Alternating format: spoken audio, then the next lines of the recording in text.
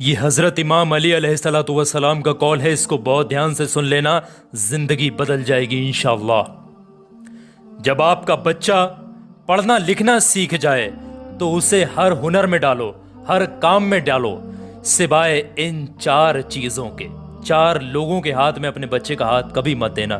Number 1، کفن فروش کے، کیونکہ وہ ہمیشہ امت کی موت کے لیے دعا کرتا ہے۔ نمبر 2، سنہار کے ہاتھ میں بچے کا ہاتھ کبھی مت دینا، کیونکہ سنہار جو ہوتا ہے، جو سنہار کی دکان پہ بچوں کو مت چھوڑیے گا، یہ سنہار کے یہاں پہ اس طریقے، کیونکہ سنہار جو ہوتا ہے وہ دھوکہ دھڑی کرنے سے باز نہیں آتا۔ نمبر 3، کسائی کے یہاں اپنے بچے کو مت چھوڑیے گا، کسائی کے ہاتھ میں اس کا ہاتھ مت دیجیے گا، کیونکہ کسائی کے دل میں رحم دلی جو ہے وہ ختم ہو جاتی ہے۔